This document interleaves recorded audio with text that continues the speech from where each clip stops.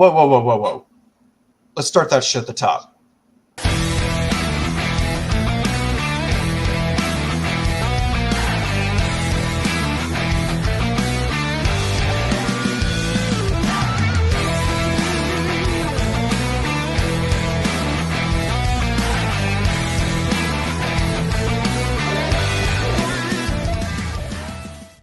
All right, what's going on, everybody? It has been about a year and a half since the last time you've seen us, it feels like. We're alive. Yeah, we're alive. Lots going on.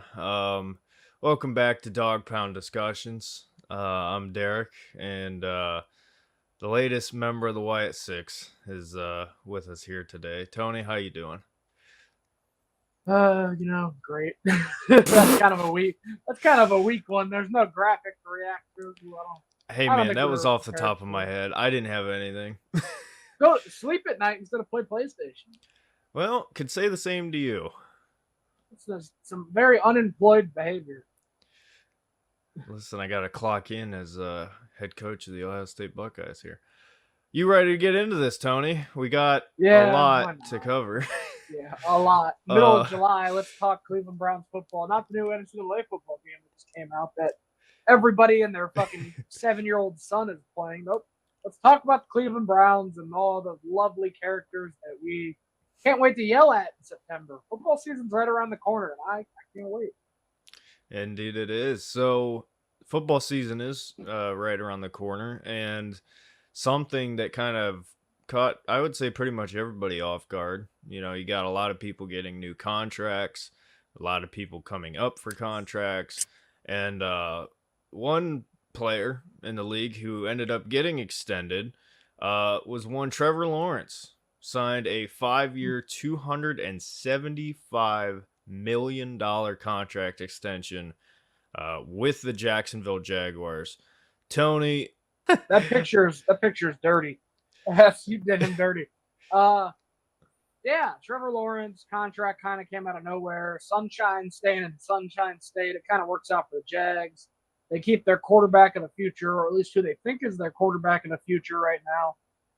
I'm kind of a mixed opinion on Trevor Lawrence. I do think he can be the guy, but I think he has areas where he needs to improve, and I don't think he's the issue in Jacksonville. I think they need to continue to build that roster around him if they want to improve and contend in what is arguably, what was going into last year, we should say, easily the worst division in all football. But now you got Anthony Richardson, who is returning from injury, who is showing vast signs of being a superstar. You got CJ Stroud. He exploded. The Houston Texans are going to be very, very dangerous with the addition of some top-name players over the offseason. And then you've got the Tennessee Titans, who probably ain't going to do shit. So it's really a 3-team race in the AFC South right now, and I think Houston's out ahead. And I would put Jacksonville second, Indianapolis third. But, a smart move for Jacksonville, in my opinion, to at least lock Trevor Lawrence down. If it doesn't work out, you ship him off after these 4 years, and you start the cycle over and find another quarterback. But for now, it's a good fit. It works. If they can stay healthy and consistent, they will be a pretty good football team in 2020. Yeah, I'm with you. I think Trevor Lawrence is a weird one because I think he's not been great, but at the same time, I like him a lot. And if I was a Jacksonville Jaguars fan, I would be happy that Trevor Lawrence is my quarterback, but at the same time, you haven't seen the guy you thought you were getting. You know, Trevor Lawrence was the next Peyton Manning, the next Andrew Luck, same conversation that's being had right now with Caleb Williams. And we haven't seen it yet. I think we've seen flashes. I think Trevor's looked really good at times. But the big point here is I think it is going to be smart in the long run. I think it's stupid right now. I think to give Trevor Lawrence a 5-year, $275 million contract right now, it's like, what are you doing? What are you doing to, give a guy that kind of money? But we talk about this all the time, and the quarterback market is consistently changing drastically. I mean, Deshaun Watson's contract is starting to look like a bargain in terms of the non-guaranteed money, because that is the one thing that has been pretty consistent here with every new quarterback contract. It's all heavy money. It's all heavy money. Now, Deshaun still got the best of it with the guarantees, but with this constantly increasing, and you look at the guys that are coming up, I I think Trevor Lawrence is a good quarterback. I think he's going to get better and kind of step into being an NFL quarterback, being the leader of a franchise. But would I have done it? Probably not. That's a hard one. But I do think he's their quarterback. I think Trevor's going to be there for the long run. Like you said, teams find ways to get out of these contracts all the time. Look at Denver with Russell Wilson. It's not pretty, but they got out of it. Now, Tony, the question comes, Trevor Lawrence, he gets this 5 years, again, $275 million contract. There's some quarterbacks up for extension, and with Trevor getting this, that kind of brings the question, what is Tua Tagovailoa looking at? What is Dak Prescott looking at? What do you see with these quarterbacks coming up? I think Dak is a little bit different of a situation, but if you're the Miami Dolphins, Tony, are you giving Tua a 5-year, $280 million extension? No. There's no way. I mean, Tua's a decent quarterback for what it is, but they need an actual gunslinger in there that can get the ball to Jalen Waddle, that can get the ball to their other big name targets. I mean, they have a good foundation around their team. They just need somebody that can get the ball to Tyreek, that can get the ball to Waddle, can run that offense and stay healthy. That has been Tua's biggest problem since Alabama. And he's one concussion away from possibly a career ender. I mean, we all saw how scary that one he suffered. What was it, last year that he suffered one? Where he just 2 years tensed ago. up. 2 years ago, yes. Tensed up, fingers tight and locked up, throwing up sets, in the middle of the field. Like, it was just not. He's got to stay healthy, and that's been the big question mark around Tua. And as far as the Dallas Cowboys are concerned, a lot of people are going to hate on Dak Prescott.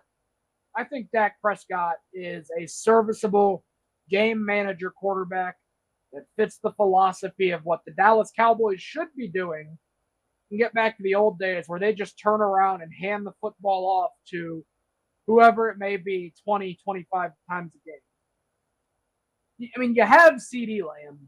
He's a hell of a wide receiver. But at the end of the day, when you think of the Dallas Cowboys, much like when you think of the Pittsburgh Steelers or teams modeled in that fashion, is they turn around and they run the football. And they jam the ball down your throat. They will run down the field, pass when they have to. Big Ben wasn't a guy that was always going to go pass the ball 40 times a game earlier in his career. And he had good wide receivers. He had Hines Ward, Santonio Holmes, like Antoine Randall, Plaxico at one point. But if Dak wants to have the most success and Dallas wants to have the most success, retool that offensive line that was the best in football for around a decade. Run the football. Let Tony Pollard loose. Let whoever you want to put in that backfield just run.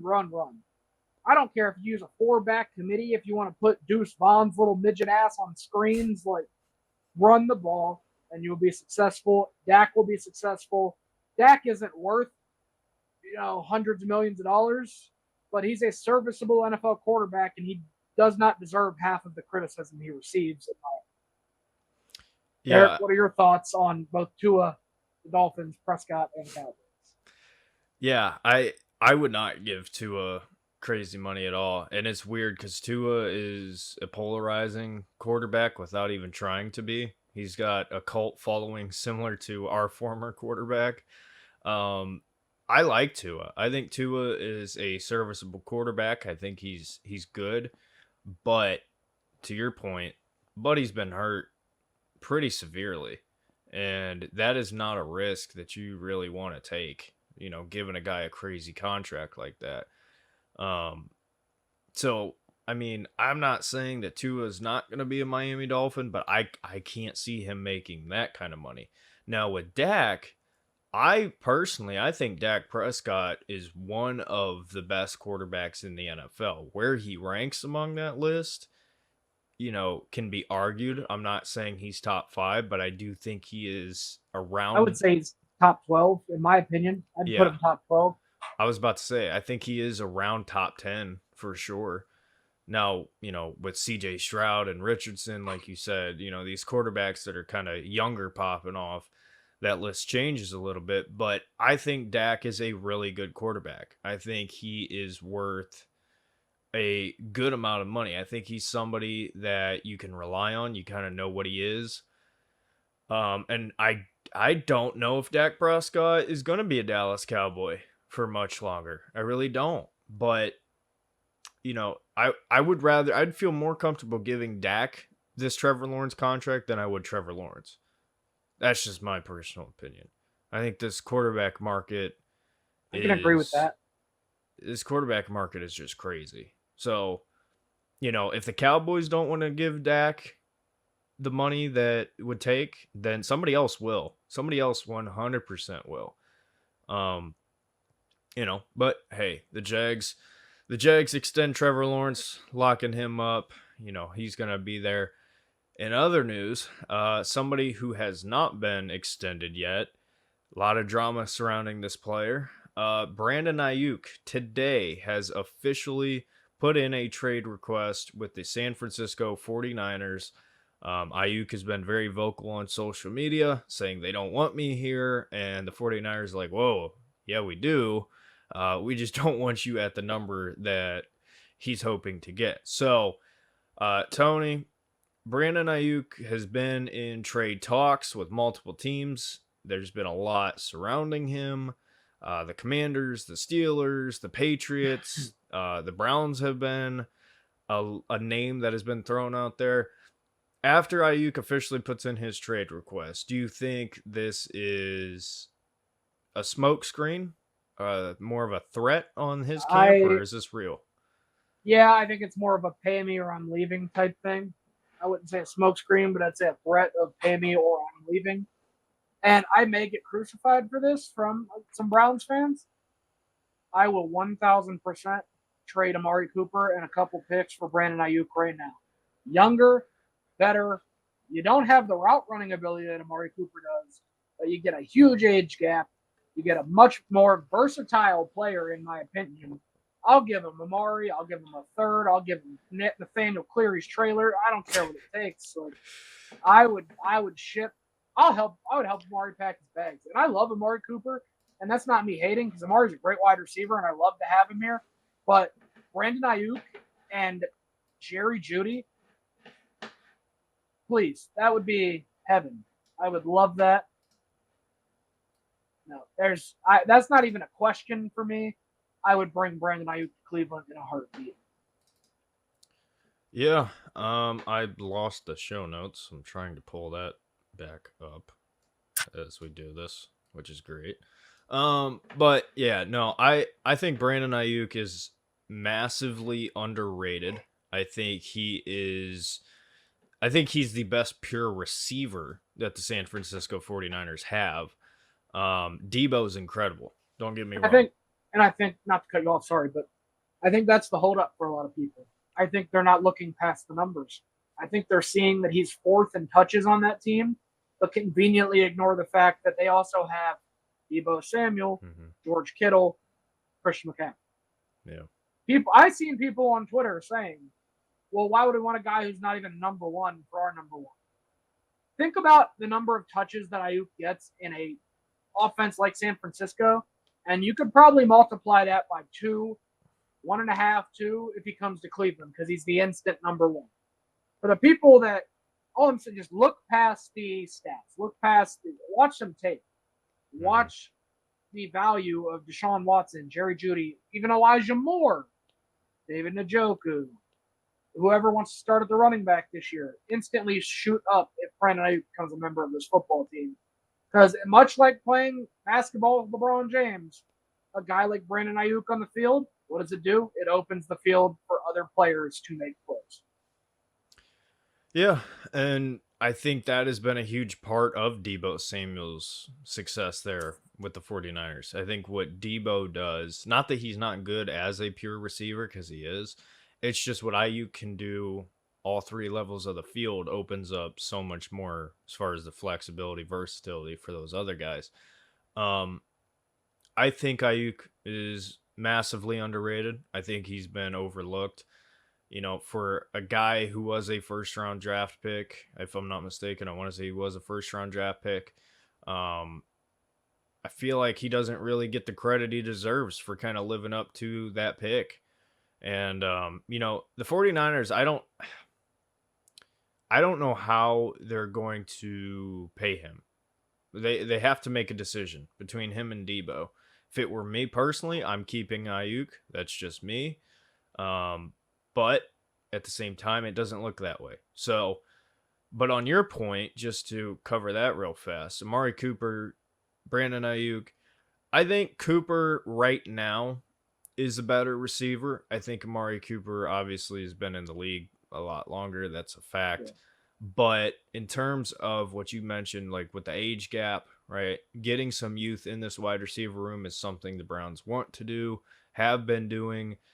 I think it would make sense. The problem becomes, okay, what is it that you are going to want to trade? Because, similar to like the Deshaun Watson trade, you have to trade picks and you have to come up with a contract agreement. Because if you're just trading for him without anything in place as far as a contract agreement, you're just renting it, and that would be pointless. So I don't know if the Browns would be willing to do that. I think there's certainly a way to do it. But I don't know. There's some contract conversations we'll talk about with Amari Cooper a little bit later, but I would love Ayuk. I just don't know how that would all come together. But in other news, the Browns did come to a contract agreement, Tony, with arguably one of the most important players on the field, Dustin Hopkins. Dustin Hopkins signed a 3-year extension. Believe it's up to $15 million. Don't really know what the guarantees are. Long story short, D-Hop, not that D-Hop, this D-Hop, our D-Hop, is staying in Cleveland for 3 more years. I love it. He was arguably our most valuable player last season. Yeah. I mean, it's just same with Bajorquez. It's like when you get good guys on special teams, you want to keep them. They don't cost a whole lot, but people undervalue special teams, but with these new kickoff rules, special teams are going to be more important than they have in a very long time. Yeah. So Dustin Hopkins signed his extension, and since we have been away, Tony, the panic on Twitter can stop because Andrew Berry and Kevin Stefanski have both signed their extensions with the Cleveland Browns. So it's not reported what the years are, but I heard somewhere, I don't remember where, but I think it's somewhere along like 5 years for the both of them. So AB and Stefanski's here for the long haul. You always have a bunch of people calling for Stefanski to be fired, so Yeah. I mean, how long has it been since the Browns have extended a head coach or a GM for that matter? A very long time. Yeah. Very, very long time. I love it. Yeah. Finally, some consistency, in Cleveland. They need it for sure. Indeed. So we got that out of the way. There was people freaking out about that. But some news. Andrew Berry says that quarterback Deshaun Watson is ahead of schedule on his rehab. He's been making throws in practices, camps, all these sorts of things. Been working out, and off-season clips are off-season clips, but it is certainly a positive that Deshaun Watson looks smooth. He looks like he's throwing with maybe not full velocity, but at least some of that arm strength that he has. He looks pretty solid. I just don't want to hear people praising and singing about how we're going to be off-season champions and, oh my God, Deshaun threw a great ball against the wind. We've seen how that's worked out the last couple of years. Yeah. I'm not buying into anything until I see him live in an actual game. Yeah, completely agree. All right, kind of wrapping this section up for the podcast. Some interesting news came out. We've not talked about it yet. In-season Hard Knocks is going to feature the entire AFC North. The Cincinnati Bengals, the Cleveland Browns, the Pittsburgh Steelers, and the Baltimore Ravens. All 4 teams of the AFC North will be featured in Hard Knocks during the season. This is fascinating because you got kind of storylines with every team. You know, Joe Burrow coming off an injury, Steelers quarterback battle, and that whole situation. The Browns are many different things you could talk about, Yeah. and then the Ravens. It's going to be a very interesting season. Probably the best season of Hard Knocks to date. Yeah. Anything in particular that you like want to see? Steelers quarterback battle is going to be interesting for sure. Yeah. Yeah, it'll be interesting to see with one for all of us. You know, Nick Chubb's recovery. That's going to be. Yeah. Yeah, I don't know. That's about it for me, though. It'll be interesting to see how they do the in-season stuff. I mean, the Browns had building the Browns for a long time, and that was always fun to watch. But, you know, kind of wrapping the entire AFC North into one, it's going to be interesting to see how that goes. It's going Especially game weeks. Especially game weeks when we play each other. That's really going to be. Yeah, for sure. Well, moving on, one of the many events that have happened since we've been gone, got a couple uniform stuff. So, not really entirely sure what to do here. I can just read it. Yeah, I'm popping in. We got some new uniforms to react to that we've missed since last time. I think there's one more since I made this list that I forget what it is, so probably missing one, but I got a handful here. Those are beautiful. All right. Beautiful. Shout out Harrison Smith, the GOAT. I'm going to be honest. They're nice, but I'm not blown away by them. I think they could have done it better. I'll just leave it at that. A lot of people when these came out were just absolutely praising Nike and the Vikings for coming up with this. I mean, they're nice. I just personally, I don't think they're that great. That's just me. Anything whiteout, blackout concept, I love. So I'm a little biased when it comes to it. Yeah. I'm just going to come through with the irony of the name Winter Warrior, considering they play in a dome. Yeah. Yeah. Now these... I've always liked these, like, off-green, like, Jags uniforms. Those are always been awesome to me. I think these need to be their permanent uniforms. I agree. I think this uniform is one of the best in the NFL. And it might, like... I mean, we'd have to really break it down to figure out who is the best. But I could tell you for me, these are in my top 5, probably top 3. I love these Jags uniforms. And just a point too, these aren't official. The official release or like announcement hasn't come out, but it was leaked by none other than ESPN, which has been correct about leaks before. So it's confirmed. So it's basically confirmed. 100%. 100% confirmed. No, I love these uniforms. Even when I'm playing like as the Jags on Madden, I'll even go wear like the old ones of these. So they're so beautiful. Yeah, and then there's this. This looks like the Raven logo on the Doug Flutie Maximum Football games when you are in Team Editor and you're changing all fucking 300 teams over to their realistic colleges or Canadian colleges when you're playing Dynasty mode. That's exactly what that Raven looks like. It is ugly. Color scheme is nice, but that logo is just gross. Yeah, I don't know. It just, something about it just doesn't look right. The purple helmet's weird. I don't like that. I will say that. It just doesn't fit that. if you did a black helmet with the purple original Ravens logo, that would really look sick. But or even a white helmet with the black Raven, like, would look better. But that purple helmet, it just looks ugly. I mean, I think the purple helmet could have worked. I think the gold face mask was the wrong move. I would have went with a white face mask there and then get rid of that Raven that looks like it just took acid. Like, that looks terrible. Pretty much. I don't know. Oh well. I don't know how much they're gonna wear those, but it's something. It's something. Well, Tony, I'm gonna alley-oop this over to you, sir. We just looked at some new fits for the NFL, and some of these teams hope they found the correct fit, but you gotta find your fit, and you know where you can find your fit? TwoOneFits.com.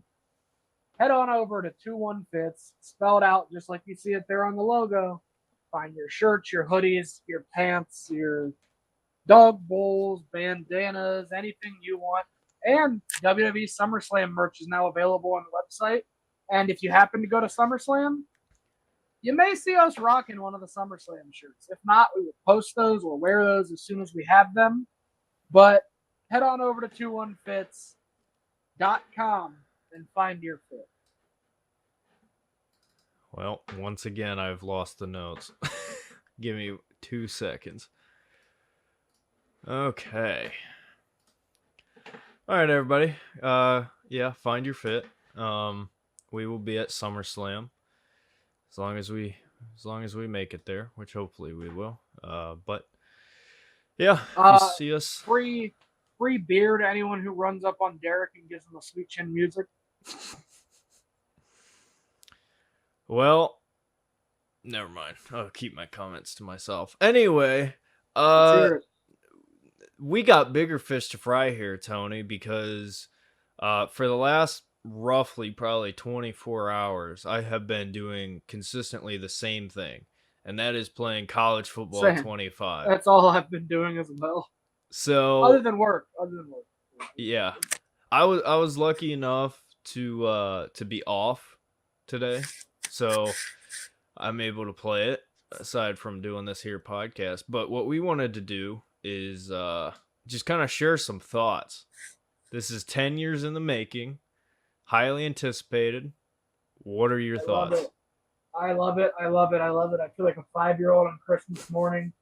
I love it. I want to do. I don't even want to do this podcast right now. I want to play. It's on. It was on my TV. I play PlayStation 1. Oh my god, I love this game. I wish I could quit my job and just binge play it the next week, man. Like it's amazing. The gameplay mechanics are great. The graphics great. The setup, just the details. Oh my god, I love it. Amazing fucking game. Worth every penny of the $100 that I spent to get early access to this game. Do not regret it one bit. Yeah. I completely agree with everything you just said, although I would they won't see this. They won't see this at all. But if for whatever reason anybody at EA so happens to see this podcast and what I'm about to say, you had 10 years to make Madden this good. And you did not. You had 10 years to make a game like this for Madden, and you failed. Now, I will say, well, Tony makes as much noise as possible. I'm very happy that this game is as good as it is, because this game, for anybody out there who has not got it and you don't know if you want to get it, plays completely different to Madden, much quicker, much smoother, much improved graphics. I would say that was like the first thing I noticed, was it just looks and feels like a football game. Madden doesn't feel that way, at least not to me. This does. Played pretty much every mode. It's awesome. It's great. I am going to probably spend the majority of my life from here on out playing this game. But yeah, I'm blown away. I think they did a really good job. The only complaint that I have after playing this from probably 10 p.m. last night till 4 in the morning, was it gets old hearing drums 24/7. Soundtrack didn't really have any music, nothing. It's just all band, which is great. I understand it, but man, I can only take so much drums. At least it's not cowbell. Yeah. So yeah, you got anything else on college football 25? No, I love it. Best game I've played in a while, worth every penny, and I will be grinding it when I'm not working. Absolutely. Yeah.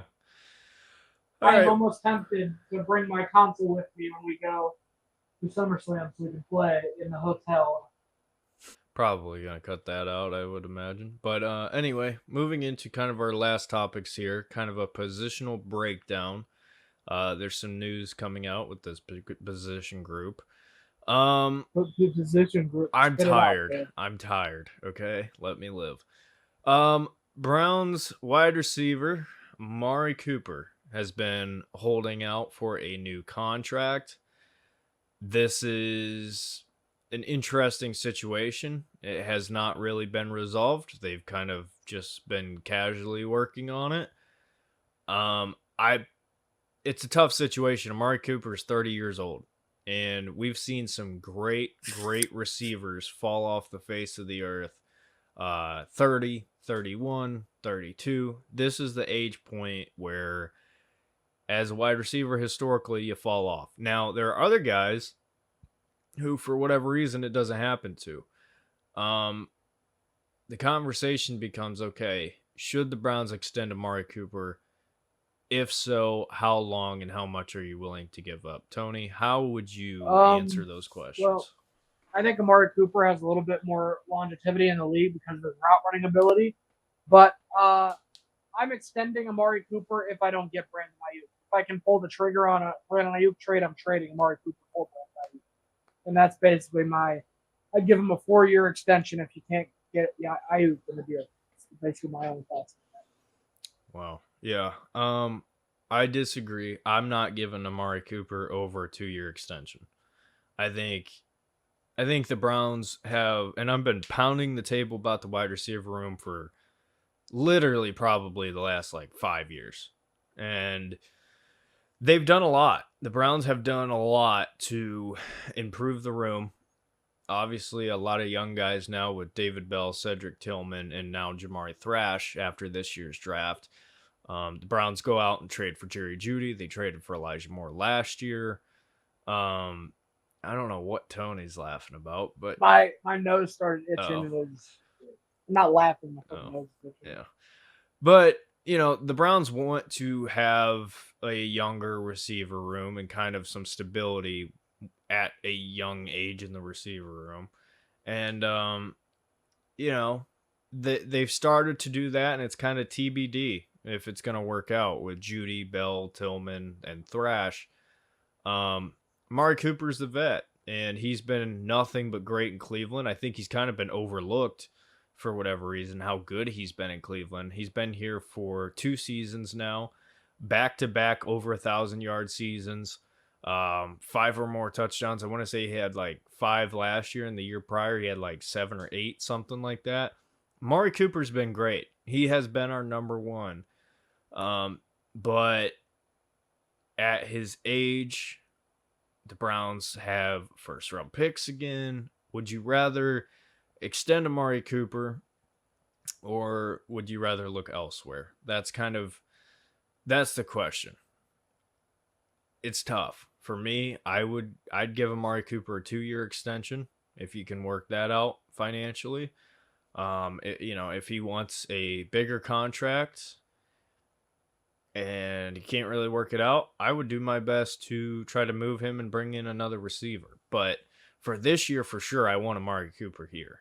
Absolutely want Amari Cooper here. Unless we can trade him for Brandon Ayuk. Yeah.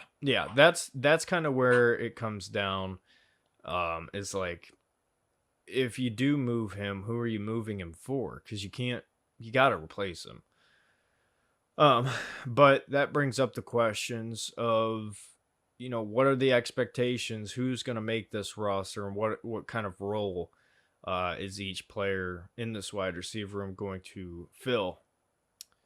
I'll leave that up to you first, or do you want me to go? So I don't really have high expectations for the young guys like Tillman, and David Bell hasn't really showed us anything. But I'm expecting a lot out of Jerry Jeudy, and I'm expecting a lot out of Elijah Moore and Amari Cooper, because those are your three top guys right there, and they have to produce, especially Elijah Moore. All the fanfare around him when we grabbed him, he was very disappointing last season. Yeah. I think the interesting one in this group is Cedric Tillman. Cedric Tillman, outside of Michael Woods, is the only X receiver we have on this team. And Tillman has put on some size. He looks good. He looks like a lot like Josh Gordon physically right now.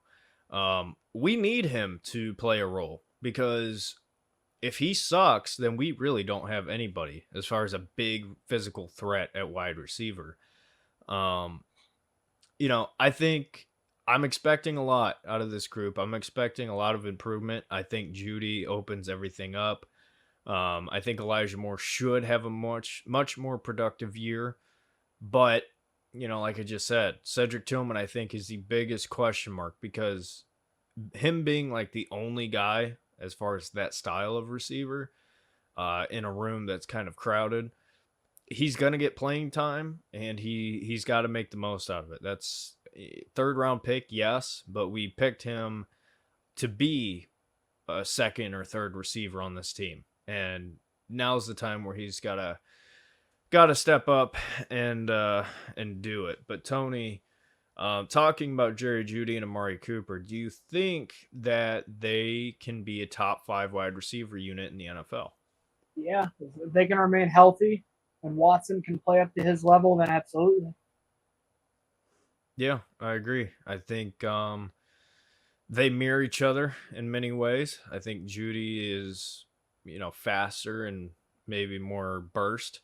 But that's more to do, I think, with age than anything else. Amari Cooper is great in his own right. But yeah, they absolutely can be in this new offense. So last thing here, outside of the quarterback position, what concerns do you have with the wide receiver room as we sit heading into the year? Injuries, basically. Had a lot of injuries last year, so that's another thing that I'm worried about. Injuries, staying healthy. That's going to be the big question mark.